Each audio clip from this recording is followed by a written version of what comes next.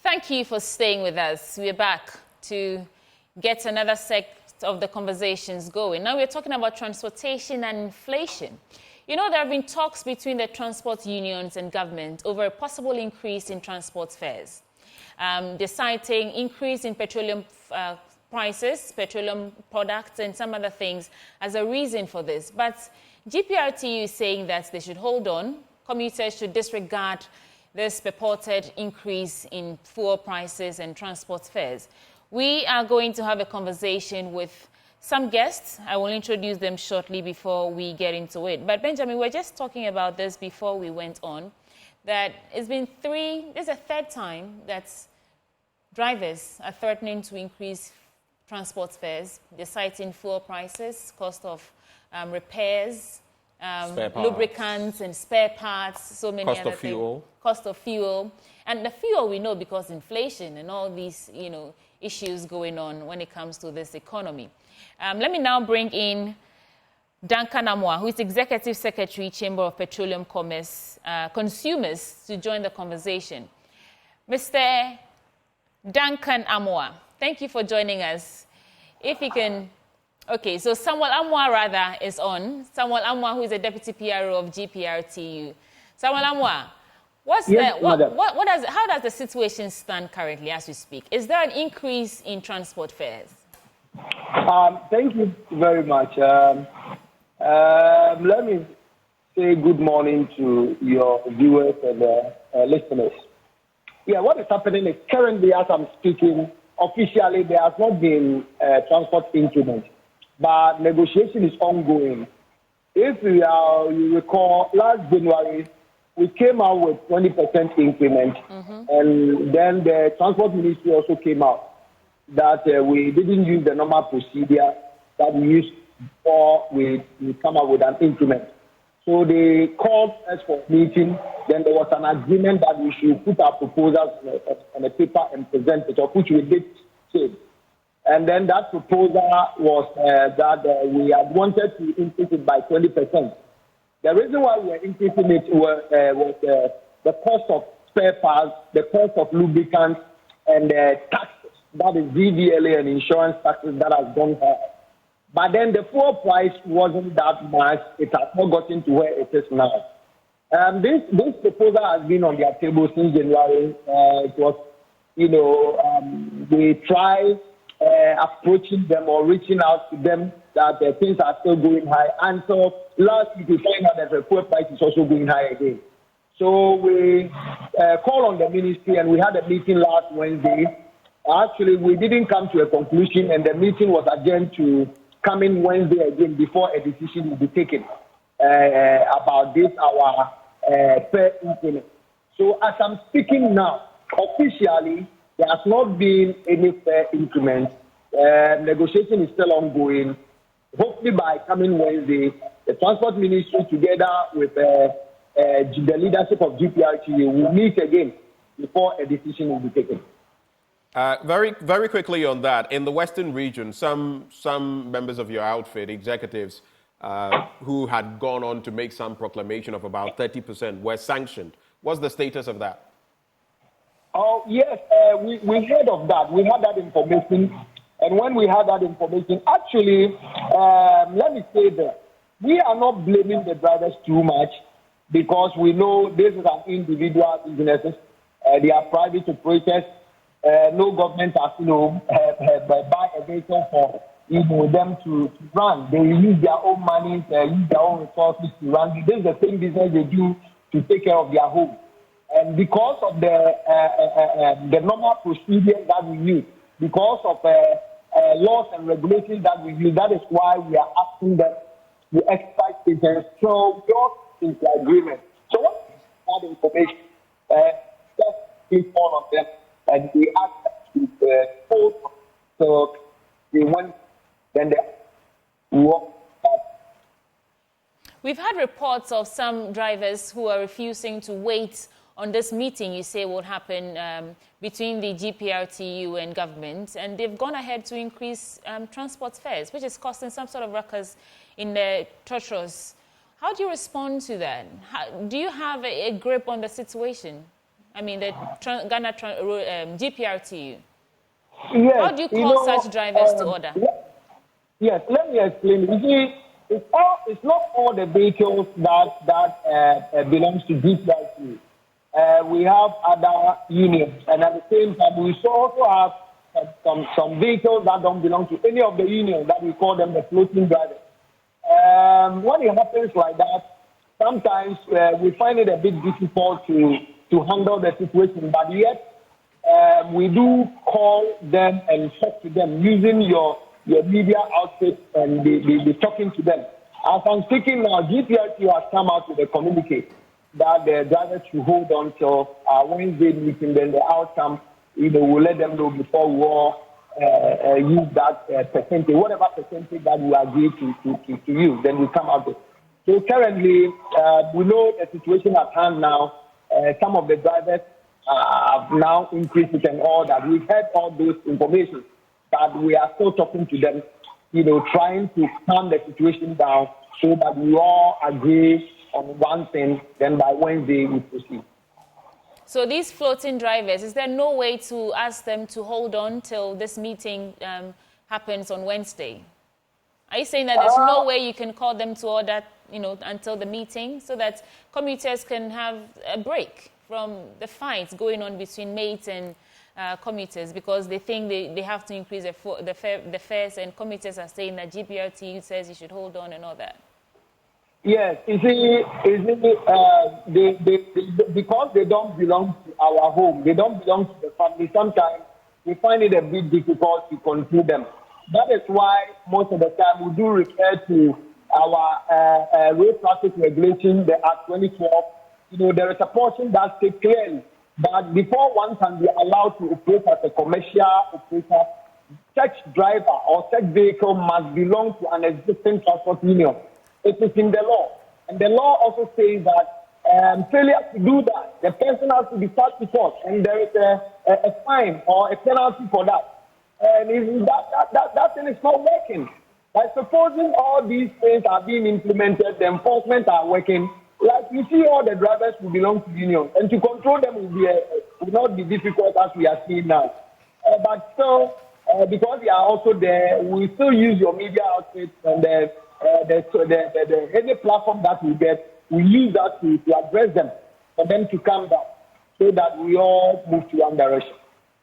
Now I'm looking at the Ghanaian Publisher newspaper. It talks about the Ghana transport operators shooting down any purported increase in transport fares as illegal and in contravention of the administrative instrument on the review of public transport fares in the country. I find it interesting because many of the drivers and the leaders that we've spoken to, do say that you need to do this on the back of the different dynamics. Fuel prices, Duncan Amwa says it will hit 17 cedis soon.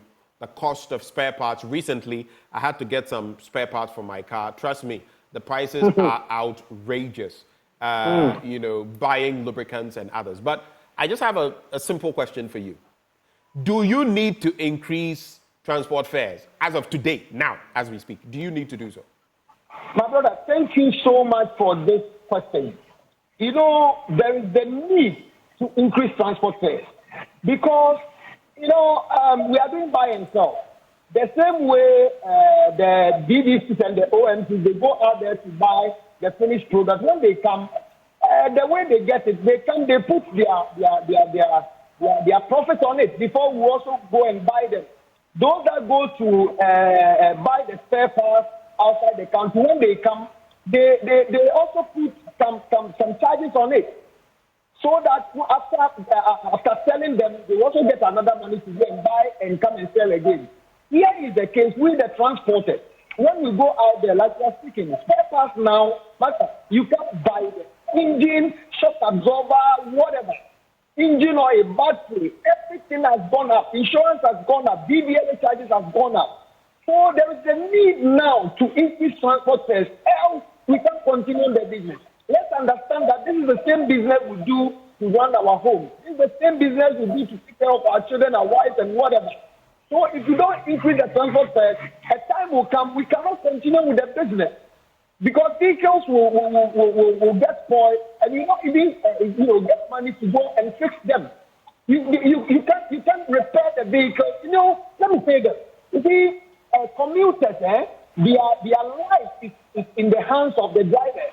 So if the vehicles are not roadworthy and we are forcing ourselves, our tires are not good, and we are forcing ourselves to transport them and all that, should accidents happen, what is going to happen in the country? So we are pleading with the government that there is a need now to increase transport fares. Else, continuing the business will be very difficult for drivers now. Of course, and I see, my apologies, sure. I see that you're mentioning this because sometimes the drivers would also want to go so quickly and come back because everything is so high. Yeah. And in cutting some of those corners, that is what he's referencing, that sometimes you may have them overzealous and accidents happen. God forbid, we pray that doesn't happen. But I'm just curious about this before Sweetie comes in. You see, if that position you're stating is correct, then I ask myself why the Ghana transport operators are shooting down any purported increase, saying that until a consensus is reached with the Ministry of Transport, any increment should be disregarded. In the past, you have circumvented the process before. And this is signed by Mr. Godfred Abulbire, General Secretary, GPRTU, Mr. Emmanuel Ohene Yeboah, General Secretary, Ghana Road Transport Coordinating Council, and on behalf of the road transport operators. So what you're saying versus what your union leaders are saying, there's a little dichotomy, difference in there. Clarify for me, and Sweetie will come through with other questions. Yes, you see, like I said earlier on, you see, we the leadership, we are representing the drivers. And most of the time, we do share their concerns. We ask them how they are doing. This quality that we choose, like four increments they are putting, then things that have in the transport industry before we come out agreement. This is something we have been practicing for all this while. Also, we understand that there are 5 cities. And let me put this way. Government don't own a vehicle, all right? But then the regulation that we will before we come out increment. That is one statement. By that means that maybe we also say that just we also go and do, and that's what we are. But in all, so since we are doing this formality, let's continue with that so that there will be understanding. Else, you see someone say, I'm increasing up to this margin. Another person will also say, I'm increasing up to this margin. Then there will be a confusion. That is why we use one outfit before we come out with an incident. I like that you said that commuters' lives are in your hands or the hands of drivers. So is it possible that your leaders, union leaders, are trying to find or explore other ways of mitigating the burden on fuel increases on, the cost of doing your business, rather than, or in addition to increasing transport fares? Is it possible that you can explore other means of, finding a way to run your business without increasing the prices by 20%? Is it not a bit much? My sister, you see, as I'm speaking to you now, if I recall, there was a time we were asking the government to reduce some taxes on the petroleum products. Because we ourselves, whenever we come out with an increment, we do affect our businesses. Because we find out that most of the short distances, instead of a commuter into our city to board the they prefer walk because they find out that the charges too high. And what it explains that our city, it makes the business go down. So every time they come out with increment, we do affect us so much. So we wrote to the government, asking the government to do some action on the petroleum product so that it will not push us to increase our transport fares. Of which, we did all this, but the government, refused to reduce those taxes, and it still remains the same. So as it stands now, there is nothing that we can do done to increase the transport fares. And checking on how the situation is, checking on the cost of fuel, the cost of spare parts and other things, that is why we even came out with a 20%. And let me correct this. Even when we came out with that 20% increment, like 20% proposal to the transport ministry, but then the fuel price has not gone up to this margin. Now, as I'm speaking now, petrol is being sold for 30 to 90%, and diesel for 14 cities, 74 pesos per liter. When we went in January, when we went for that proposal, when we sent that proposal, it wasn't like this. So even as I'm speaking now, if we are to eat it, then to us, it shouldn't be even that 20. It should be more. About how much? About how much? You say it should be more. About how much? Yeah, even then we were proposing 30% because of the way the situation is. Because those in the Western region who were sanctioned, the fuel price has not gone up to this margin. Those in the Western region who were sanctioned were actually proposing 30% increment. Last month, there was 30% too. But Duncan Amwa just joined us. He's the Executive Secretary for Chamber of Petroleum Consumers. Duncan, could you clarify how significantly have fuel prices increased and what are some of the factors that is causing this increase? Hello, Duncan Amwa. Duncan, if you're on, you have to... Okay, go ahead. Yeah. I don't know if you can hear me now. Yes, go ahead. Well, good morning to you and to my brother Abbas. Indeed, they have a case for fair upward adjustment to be done. By what quantum or percentage, I think that should be the discussion. But for anyone to say, well, they shouldn't increase fares at this time, they should find another way of raising money. If a driver currently is doing just 10 gallons the whole day, if they run up and down from morning 4 a.m., 5 a.m., to say 7, 8 p.m., and do just about 10 gallons the entire stretch, they will need to augment their operational expenses by not less than 45 to 50 Ghana cedis every single day. What that would mean for the truck driver is that he needs at least 300 Ghana cedis extra on just fuel if they are able to be able to run around. I don't think it will be fair that we would expect drivers to find the money from wherever to be able to carry all of us to work and back home. So something would have to give, but how much to give, I think is what we would need to probably crank numbers with and maybe help them to be able to be more efficient, to be able to serve our people as we expect. But that question of increasing of transport fares, I think should have been answered some 2 weeks ago. But if it hasn't been answered, it should have been answered, I think, on the 4th of this month, when we decided to double increase fuel prices, which was avoidable anyway. But even be that as it may, if you don't allow them increase today, and you say they should wait, what lies ahead of you is further increases in fuel prices. So either way, it's either you swallow the pill today or you probably swallow it more after the next pricing window for petroleum. Either way, there would have to be something to give. And I'm asking how much to give. That probably should, for us, be the focus of maybe the discussion by the transport operators as to whether it will be fair to them or not as a people. I think that, well, maybe we should be fair to them because, like Abbas said, they are carrying our life. That is not just goods they carry humans. And so if the driver is working knowing he's going to run into a tight squeeze at the end of the week or the day, we are probably not helping them. Duncan, that conversation has got to go down. Two quick thoughts. So one has to do with the quantum of increment. What do you think?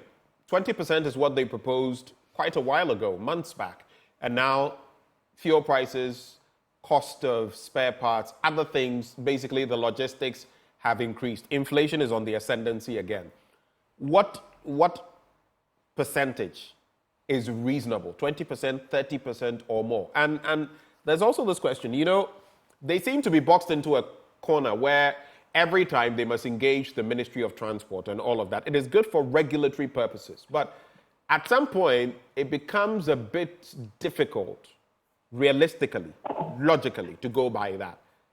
How can we make this process more effective and efficient? 2 questions for you. Bro, on percentages, I would, naturally go for what is fair. What is fair so they are able to recover on expenses. The numbers that we have, if they could do about 10 to maximum 15% at this point, they should be able to stay in business. They should be able to offset the price increases at the pump. Anything between 10 to 15 should keep them afloat. The 30% being quoted is rather on the high. And I have said it would simply throw further hardship, not to the politicians against whom they are sometimes peeved because of their inaction or actions that contribute sometimes to increases in fuel prices, increases in spare parts, increases in cost of lubricants, increases in any other logistics associated with, their daily operation. If you talk about import duties now at the port and how much it's costing, you'll be surprised to know that the poor market woman who would board the public transport, the poor Duncan who would have to join the public transport, has no hand at all in fixing import duties at the port. The people who fix these duties, that will make the cost of the vehicle that they would even need to replace very expensive, are not people who join public transport. These are people who would ride their V8 away, would have multiple cars at their disposal. And so when we increase the fares, sometimes with a view to exact some pound of flesh from, the system that is not being fed to us as drivers, we are simply punishing the very people we care about, our mothers, our aunties, our sisters.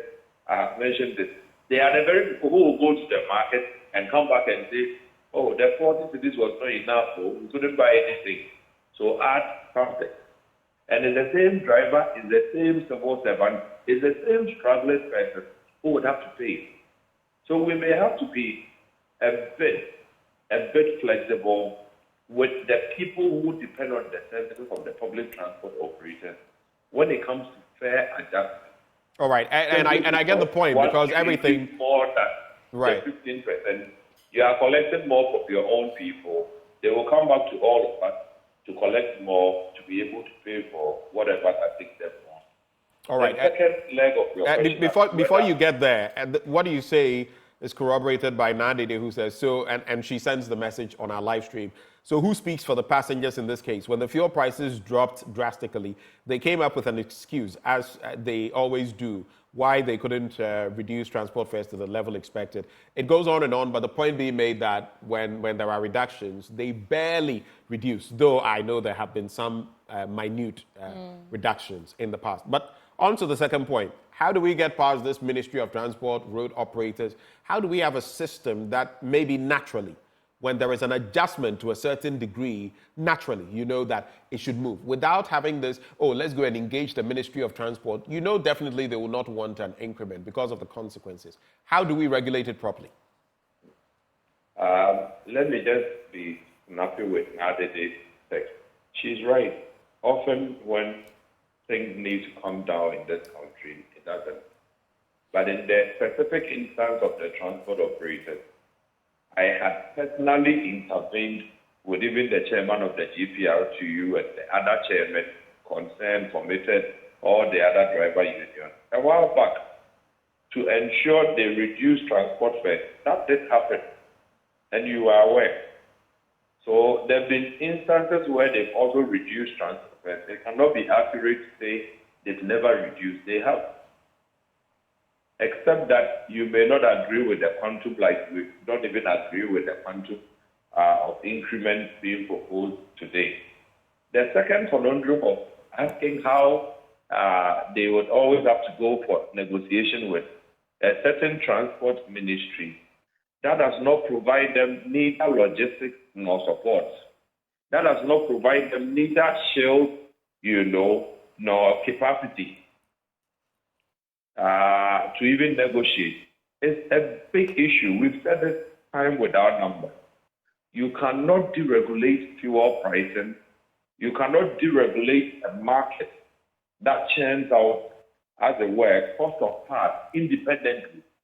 You cannot deregulate and allow the port to charge anything it deems appropriate, even for cars deemed to be used for commercial public transport purposes.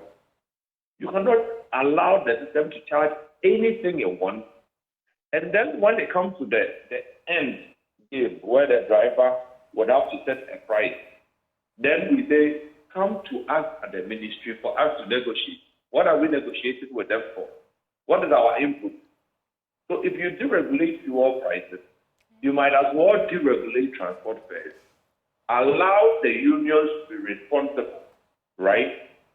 In a simple way, like you said, right. When it comes to the petroleum fuel haulage, establishment, there's a simple way they are able to calculate to sell cost per liter per kilometer, right?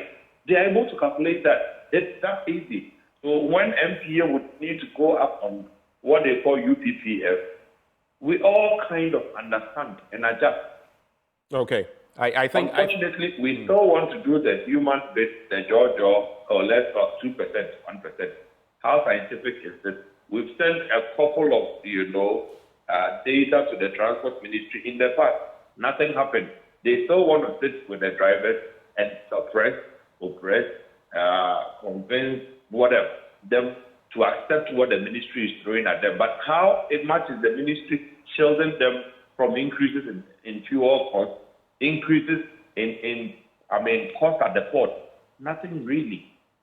So I think sometimes we are not fair to them. And that explains why I have said cardinally that earlier, in the 2000s, all the banks had gone into the transport business. If you recall, AGB, EcoBank came buying back, you recall. Right. They could not sustain their operations because the returns are poor. And when that happens, you are making sure a country like ours that is developing, we should have, better fleet of cars for our people. The cars are aging. Go to Kaneshi. The space bars are not there. Right. Duncan, everything you've said made a lot of sense. So my only question is, are there opportunities to collaborate, COPEC, GPRTU, ministry, and all that, to find a way to, like you said, shield consumers, commuters, from this increase in transport fares? Because we all know that the economy is hard. Are there any opportunities to find some ways to collaborate so that we don't, lump all the cost of everything on the commuters?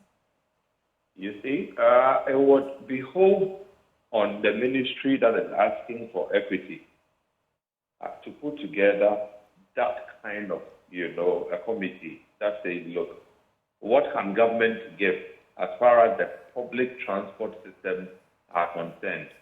Okay, oil marketing company, right? The commercial transport operators are huge, like number-based. Is there a way we can get you to look at maybe fuel costs, right? Doing 5% below, fuel costs for them all the time.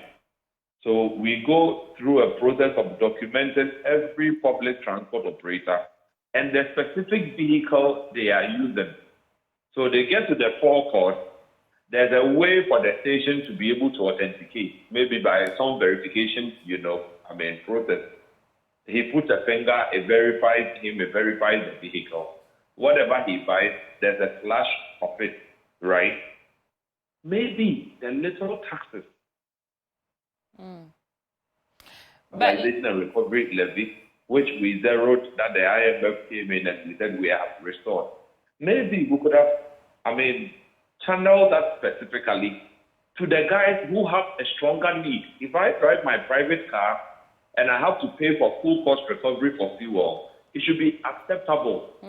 If the public transport operator who has to go and carry workers from 4 a.m., 5 a.m. to work and bring them back home has to get a certain relief so as to maintain, some stability in public transport fares, we should be able to work that out. Unfortunately, it is more coming in when they need to increase their fares and saying, look, you have to do this. Don't go up. If you go up, people will be suffering. But They are suffering. Nobody cares. Okay, let me bring back Samuel Duncan this time. The same question. Have these options, have you explored it? You had a series of meetings with the Ministry of Transport and the other players involved. Have you proposed this possible collaboration with them in any of your meetings? Thank you. This is Samuel Amwa. Yes, I overheard you mention Duncan. This is Samuel Amwa. Yes, go ahead. Yeah, sure. Yeah, as you spoke, we've had a series of meetings with the Transport Ministry concerning all these issues. What was their response to this proposal?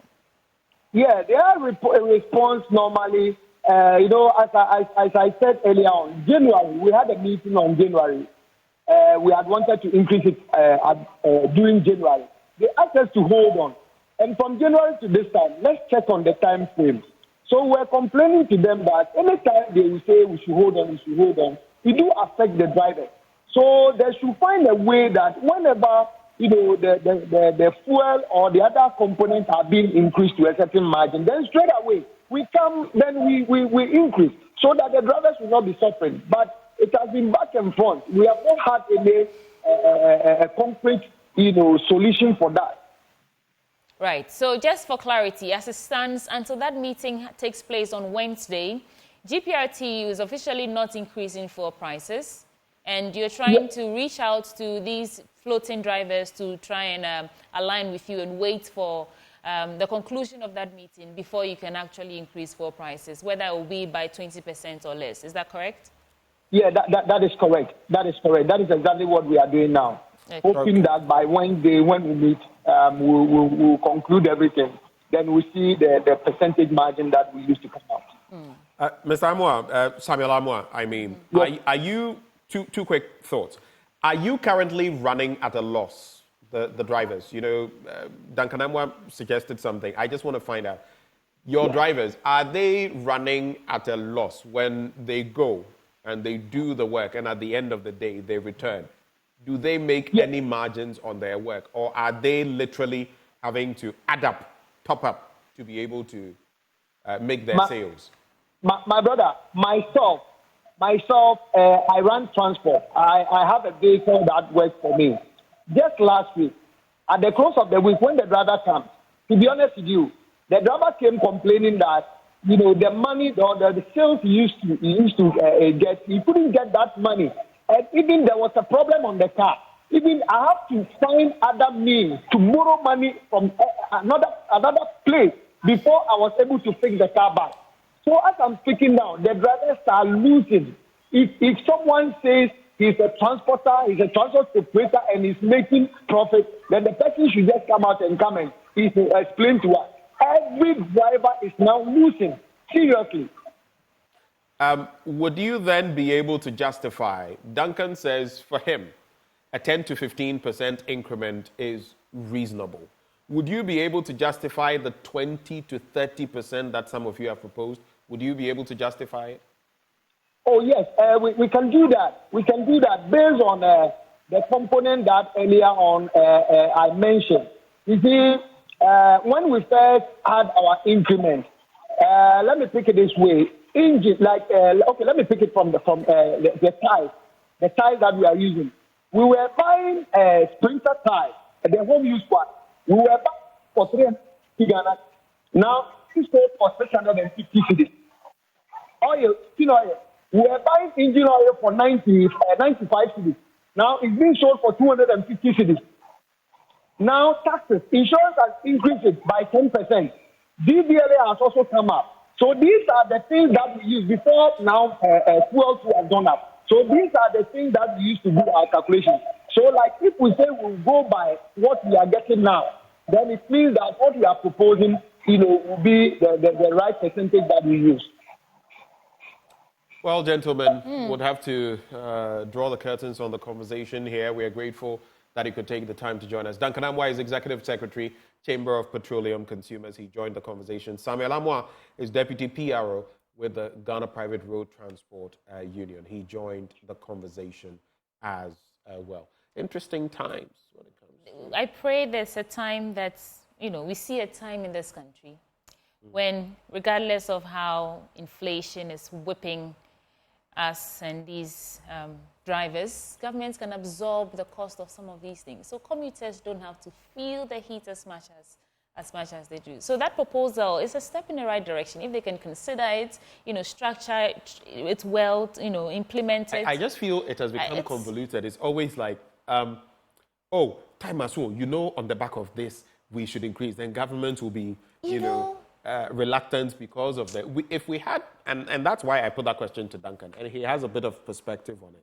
We should have a mechanism so that once certain parameters hit a certain level, technically, it feeds into it. So there's an adjustment. The drivers don't have to always come and be. And so we would also know and understand so that the fighting in the trotros and the rest will stop. And then government will also know from its end that once these things are happening, so I must tame inflation. I must control fuel prices and all that. Else it will translate. I think then everyone knows their level and his or her level. Sometimes I feel the pain of these drivers, And then I also feel the pain of commuters. And then you're just in the middle. I was mentioning engine prices. Trust me, I've had a situation where I've had to. The prices of engines. I need to buy an engine, Benjamin, as we speak. Okay, then we are in Charlie. It's crazy. It's crazy. But anyway. Well, Kwabena Ansah presents In the Pants of a Woman. Don't let your mind go anywhere.